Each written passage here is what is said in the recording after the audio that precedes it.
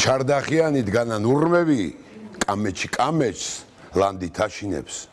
გამოუცლიად ღვინის რუმბები ხოტბობას მოსულ ვაჟას აფშინებს, კავკასიონსაც შესვლია გვერდი და სიყვარულის დასხმია რეტი, სურს მოიტაცოს ეს ალავერდი, ბარში დაბმული ტაძარი მტრედი. დღემ მოატანა ალაზანამდე, ნისლის შავი ზღვა რომ გადათელა.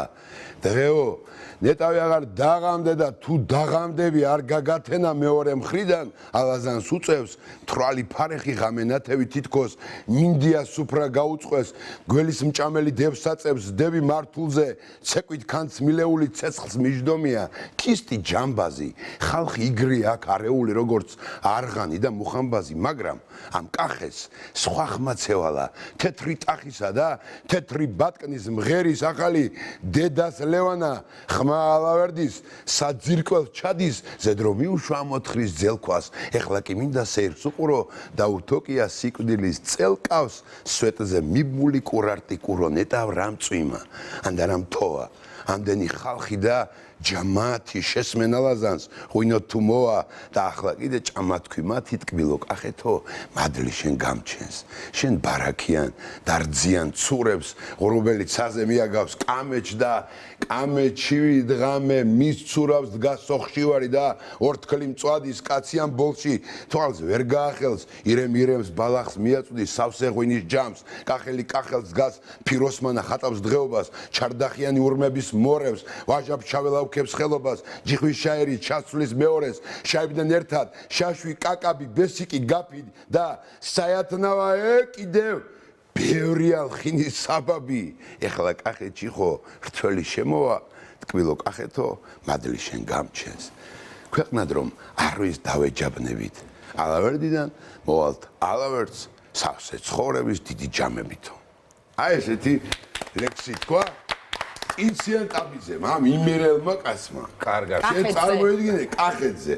მე სულ გონია რომ იქ იყო გაზრდილი, ეს ორპირის ფშანზე გაზრდილი ბიჭი, როგორც თვითონ ამბობს და აი ისეთი ლექსია გორი კახეთზე, რომ ერთმანეთზე საუკეთესო და ესე როგორ ჩასწვდა, ესე როგორ მიხვდა, ესე როგორ გაიგო, სუნი, გემო, ყველაფერი ამ კახეთის კახელებს არ ესმის ზოგადად. ეგ არის ქართველობა, როდესაც შეგიძლია ყველა კუთხე გაისეგზე. და ნიჭიერი კაცი ყოველთვის დაინახავს სხვათა შორის თუ დანახვა შეუძლია. მე-20 საუკუნის დასაწყისში ქართულ პოეზიას სულ სხვა მოდერნისტული, ანუ თანამედროვე, მაშინ თანამედროვე, განსხვავებული საინტერესო პოეტური პროცესები კვებავდა. ცისფერ ყანწელთა ორდენი ნიჭიერი, თავისუფალი, ქარიზმატული, გაბედული პოეტების გაერთიანება გახდათ, რომელმაც სრულად შეცვალა ქართული პოეზიის მიმართულება. ეს იყო ხანა პოეტური ექსპერიმენტების, სიახლეების, მე ვიტყოდი ეპატაჟის, ცოცხალი მჩქეფარელი ლიტერატურული პროცესი. მსახიობი და ტელეწამყვანი როლანდ ოქროპირიძე, რომელიც ჩვენ სტუდიაში იყო და არაჩვეულებრივი ლექსით შემოგვიერთდა. არაჩვეულებრივად შემოგვიერთდა თან. ნამდვილად. შემთხვევით არ აგვირჩევია ჩვენ ეს ლექსი, 16 მაისს როლანდ ოქროპირიძე ცისფერ ყანწელთა პოეზიას და პროზას კიდევ ერთხელ გააცოცხლებს. მაისის ტრიოლეტები, ასე ეწოდება ღონისძიებას და მსმენელს დაუვიწყარი საღამო და პოეზიის ნამდვილი დღესასწაული ელოდება. ამაში თავად დარწმუნდით, როცა ახლა ეს ლექსი მოისმინეთ. მოდი, კითხვებს დაგისვამთ. მარტო ლექსების მოსმენა არ გვინდა. აი კითხვებთან ცოტა ძნელია. გვითხარი, რა ელოდება? ლექსებით გვიპასუხეთ. ლექსად. რა ელოდება ჩვენს მსმენელს, რომელიც ჩვენთან მოვა, გარდა ლექსებისა, მაინც და მაინც რატო აირჩიეს ცისფერ ყანწელები, რაღაც მოულოდნელი, ქარიზმატული შესაძლებლობებია ბევრი რა და ნუ რაღაცა ამიტომ ავირჩიე ერთ-ერთი, იმიტომ რომ ჯერ 13 ადამიანი იყო ეს ოფიციალურად მათ რიგებში და აქედან 13-დან ხო ხდები მრავალფეროვნება ბევრია, ის საინტერესო ბევრი ფერია და აქედან გამომდინარე მოსაყოლიც ბევრია და ამიტომ ავირჩიე, გავბედე და ავირჩიე. მოსაყოლი ბევრიაო რომ თქვი, კი, გეთახმები, ადვილი არ არის და ამაზე ცოტა მოგვიანებით ვისაუბროთ. ანუ შენ მხოლოდ ლექსებს გადმოსცემ თუ მოყვები ამბებსაც? არა, რა თქმა უნდა, მხოლოდ ლექსებს არა, მათ ამბებს მოყვები, მათ სურვილებს, მათ ოცნებებს, მათ თავგადასავლებს, რომელიც ძალიან უყვარდა და მე ვფიქრობ და ფაქტიც არის, რომ პირდაპირ ქმნიდნენ ამ თავგადასავლებს თავიანთ ცხოვრებაში, შეგნებულად ქმნიდნენ, რომ აი როგორც პოეტი, რომ პოეტს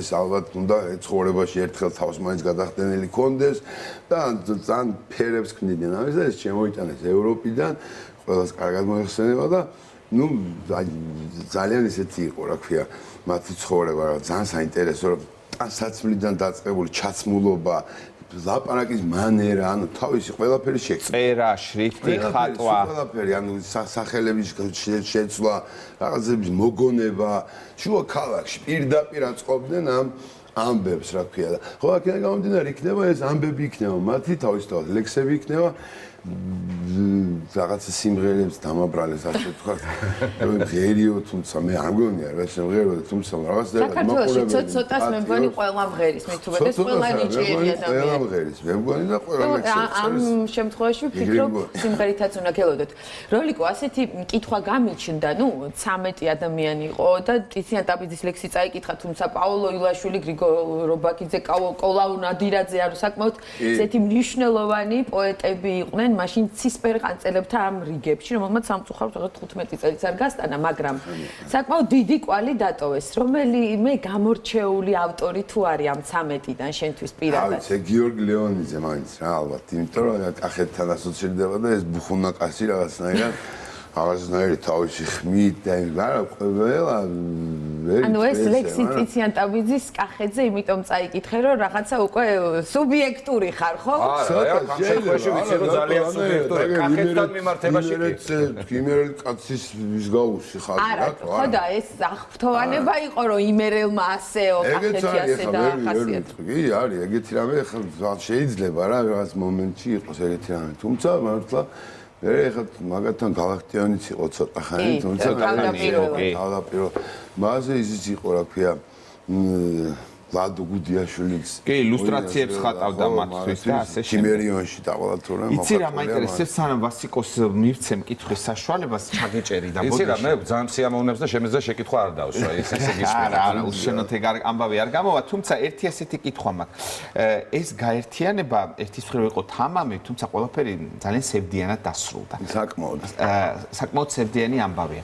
შენთან მოსული მაყურებელი დაინახავს ამ სევდას, მოუყვები ამ სევდას ვეცდები რომ ნაკლებად იყოს ეს თუმცა თავისთავად ფიზიკურად ეგრე დასრულდა და ისა არ იქნება ჩემი საღამო ვცდილობ რომ არ იყოს რაღაცა პათეტიური არ იყოს რაღაცა დრამატული მაინც ადამიანები მოსულები იქნებიან ვილამოსავალში უფრო იმისათვის რომ რაღაცა ისეთი სასიამოვნო საღამო გაატარონ ადამიანებმა თუნდაც ვინც მოვლენ და აქედან გამომდინარე უფრო იქნება უფრო ლაღი იქნება ეს ყველაფერი უფრო იქნება ესეთი ნამდვილი ემოციები რაღაცა უფრო ადამიანური რაც გვიყვარს რა ქართველებს რაღაცა უფრო პირზე მეტი ღიმილი იქნება ეგრე მინდა ეგრე წარმომიდგენია აი ეგ ისტორიები რომელიც აუცილებლად მოყვები დარწმუნებული ვარ და შენ თვითონაც კარგი თავგადასავლების მოყვარული ადამიანი ხარ ვიცი და ამიტომაც ხიბლავს დარწმუნებული ვარ ზუსტად ის ეპოქა და ზუსტად ის პერიოდი და ის ადამიანები რომლებიც კი იცხოვრებდი გაცვლიდი ამ თანამედროვეობას იმ ცისფერყანწელებთან აი რაღაც 20 სიამოვნებით რაღაც დიდი ხანი ერთ წელს გავატარებდი მათთან ნუ ფაქტობრივად ერთი საუკუნის წინ ზუსტად 100 წლის წინანდელი პერიოდი 3 წელი თამამად იქნებოდი იმ პერიოდში 5 წელიც აი ჩემს ცხოვრებას 10 მოვაკლებდი ოღონდ იქ 5 იყო აი ისტორიები ახლა ვიცი რომ შეგროვილი გექნება და ბევრ საინტერესო ინფორმაციას გქონდა რამე ხო არ იქნება ისეთი რაც მაგალითად არ ვიცით და შენგან გავიგებ შეიძლება იცი რა ზუსტად ეგ არ ვიცი ახლა იმიტომ რომ დღეს ისეთი რამე ამ ინტერნეტის საშუალებით ისეთი ბევრი რამე იძლევა ინტერნეტოთ რამე იცი ხო ანუ ისეთი რომ ინტერნეტში რომ ალბათ ისეთი ბევრი იქნება ისეთი რომ პირველად გაიგებენ და თუ იქნება ისეთი რომ იქ მსხდომი მაყურებელი და ანუ ვინც იქნება მოწეული არ ეცოდინებათ რა ჯობებს ამ ამბავს მაგრამ მაგას ვერ გაარკვევ ხო ახლა შეიძლება რაღაცა ისეთი იცოდეს ვინმე რომ ოჯახის წევრმა არ იცოდეს. ვერ გაიგე. კი ბატონო, შენ საუბრის დროს ესეთი რამე თქვი, რომ ეს არის საკმაოდ რთული ამბავიო და მე ძალიან გამიკვირდა, რომ შეძელი და შეეჭიდე ამ მართლა ძალიან რთულ ცოტა შემატოეს ეგ ამბავი. ხო და აი ცოტა მეტი მოგვიყევი, რა იყო ყველაზე მეტი სირთულე, როდესაც ამ ამბის ეგრეთ წოდებული გახსნა დაიწყე, რა მოგეჩვენა ყველაზე რთული, რა შეიძლება მაყურებლისთვის იყოს იმაზე საინტერესო, რა მოლოდინიც შენ გაქვს, მაგალითად აი როგორც თქვი რომ შეიძლება ეს ამბები იცოდეს, მაგრამ შეიძლება საერთოდ უცნობი ისტორიებიც იყოს, რომელმაც ძალიან გული მწყდება ერთ რამეზე, რომ კიდევ ამბობ, რომ ბევრნი არიან. მერტმა ამრავლოს ეგეთი ქართველები ძალიან ბევრნი არიან და ძალიან ძნელია, რომ ყველას მისვდე და ყველაზე საკმაოდ ისე მსუყეთ და ისე ილაპარაკო და მათი შემოქმედება ესე კარგად წამოწია, იმიტომ რომ მაინც უფრო ობიექტური ვარ და რაღაცები, რომელიც უფრო მომწონს და არის ჩემი უფრო. ესე მგონია მე და უფრო იმათზე მიწევს ლაპარაკი. აქედან გამომდინარე, გულდასაწყვეტი უფრო არო ყველაფერს ვერ იტყვი და ამდენ თუნდაც მათ აი ტრაგიკულ დასასრულზე არ მომახვილებს შეგნებულად. ეს შეგნებულად გააკეთე. შეგნებულად, იმიტომ რომ ეხა იქ ადამიანები გასართობად არიან მოსულები, ეს არ არის თეატრი, ხო? ანუ პოზიტიური ნოტა და ხასიათი და უფრო ხო იქნება, სასმელი იქნება, სიმღერა იქნება, ვეცდები რომ ქალაქური სიმღერები იყოს, რამდენიმე ესე ის იქნება, უფრო მხიარულება იქნება, უფრო მეტი რა. ხო და მოდი ახლა ეს არის გულდასაწყვეტია, ეს რომ ანუ ვერ ვახერხებ, რომ ყველაფერი ერთად ჩავტიო და ყველაფერი ერთად. იცი რა, ცხოვრება წინა გვაქვს და კიდე შეიძლება რაღაცა გაკეთდეს. ასე ერთ რაღაცა ერთ იმაზე ამოწურო ყველაფერი არ გამოვა. ან მართლა ცოტაზე მგონია რომ ზედმეტი პასუხისგებლობა ავიღე და აქედან გამომდინარე ცოტა რა მაგრად მეშინია თავიდან ცოტა უფრო იოლად მიუდექი ამ ამბავს და ცოტა რა შიგნით შევცურე და უცებ მივხვდი რომ ცოტა საშიში ადგილას ვარ. ამიტომ ვცდილობ რომ რიგულწრფელად ვამბობ, უფრო გავამარტივო და არ მივცი ამას ძალიან ისეთი ძალიან მნიშვნელოვანი რაღაცა სახე არ მივცე, უფრო მივყავს უფრო მსუბუქი ამბისკენ, იმიტომ რომ შევედი შიგნით და შევედი ძალიან მნიშვნელოვანია მათი ყოფა ზოგადად ჩვენ კულტურაში, ქართულ წერილობაში ძალიან მნიშვნელოვანია და ეს ცოტა მარტო რომ ჩემ თავზე ავიღო რეჟისურა თუ ასე ვთქვათ ხალებში თუ რაღაც ყველაფერი, ანუ ესე არ არის. ორი კითხვა მაქვს რა აქედან გამომდინარე. პირველი ძალიან მაინტერესებს დრამატურგია როგორ აქვს აგებული, იმიტომ რომ ეს ყველაფერი შენს გარშემო ტრიალებს, როგორც მივხვდი. ერთი კაცის ყველაფერს ნუ მოაყოლებ ახლა ადამიანს. და მეორე, როგორ აუდიტორიას ელოდები? ელოდები დასრულებს, ელოდები ახალგაზრდებს, ელოდები უფრო ხანში შესულებს, რომელთა ახალგაზრდობაში ცისფერყანწელები იყო ძალიან დიდი მოვლენა. აი, რანაირი აუდიტორიაზე გაქვს გათვლილი და ცნაურია, ვერ გაიგებს. ანუ მე იქიდან გამომდინარე, მოკლედ იქ ცოტა ფინანსებთან არის დაკავშირებული, არ ვერ გაიგებ, ვინ იყიდეს ამ ბილეთს და ვინ მოვა, ნახევარ მეტი უკვე ფაქტიურად აღიდულია ეს ბილეთები, არ ვიცი, არც არ ჩანს ვინ არიან იქ.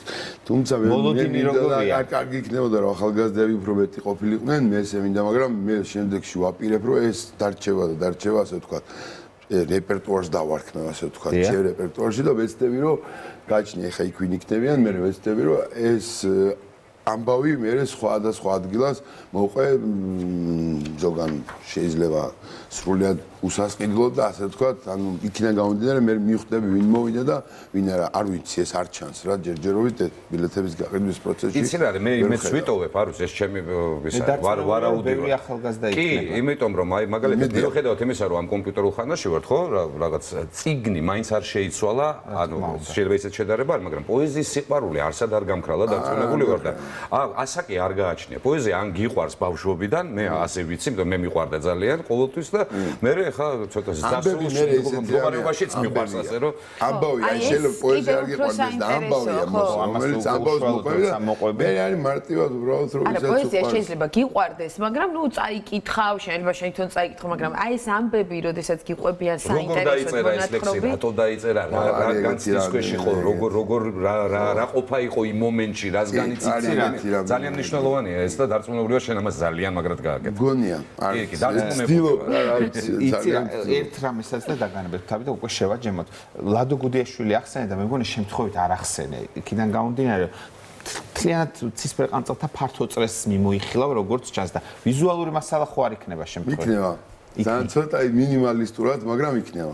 რამდენიმე სლაიდი იქნება, ალბათ აი ესეთი ფორმით, ესე ესე არის წარმოქმნილი, რომ რაღაცა კონკრეტული ამბები, რომ აი ვიღაცას უბრალოდ რომ დაინტერესოს, აი რომელი ვინ იყო, შეიძლება ახალგაზრდა იყოს და კარგად არ იცოდეს რა. ხო, ეს ძალიან მოკლედ, მნიშვნელოვანია. კიდევ ერთხელ შეაჯამე, სად, როდის? ესე იგი ვილა მოსავალში 16 მაისს, აიმე საათი არ ვიცი, რომ 7 საათზე იქნება ალბათ, აიმე, არ ვიცი საათი. 19 საათი. არასკევია 16 მაისი და ნუ საღამო საათებში იქნება ყველა ვარიანტი. ხო, აიმე საათი არ ვიცი, რაც რიცხვია. არა, უშავს სურველი დარწმუნებული თვითონ გაიგებს, გაარკვევს. იცი რა, იქ შემოსული ადამიანები 7-ზეც 8-ზეც რომ მთელი საღამო ჩვენი იქნება. მოგისმენენ და დაგიცდიან და მაგისა მთელი საღამო ჩვენი იქნება, ეს არ იქნება ისე, რომ რაღაცა ოფიციალურად გათვლილი საათი ის იქნება, უფრო ესე უშუალო ურთიერთობა. ეს სალონური ურთიერთობა ეგრეთ წოდებული, რაც მათ ახასიათებდა ძალიან კარგი იქნება, ასე მოწოდებული დარწმუნებული ვარ, კიდევ უფრო კარგად მივა მაყურებელს. მარტო რო ვარ, ეგეც მინდა ვთქვა.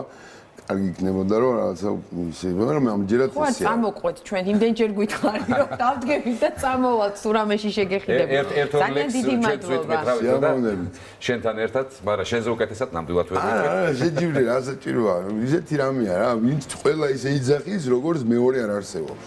რა თქმა უნდა. ხო და მოკლედ ყველა ისე საინტერესო გაიგებს იქნება, 16 მაისს დარწმუნებული ცისფერყანწელებთა ამბებს და ლექსებს თავიდან მოისმეს, როგორც მეორე არ არსებობს უკვე როლიკო ოქროპირიცისგან და შეგიძლიათ რომ მაისის ტრიოლეტები ასეთია ამ მაისის ტრიოლეტები 16-ში. ასე დავარქვათ და დარწმუნებული ვარ, ცისფერყანწელთა ცხოვრება არავის არ დატოვებს გულგრილს. დიდი მადლობა. დიდი მადლობა როლიკო. წარმატებაში ყოველთვის. ვაგრძელებ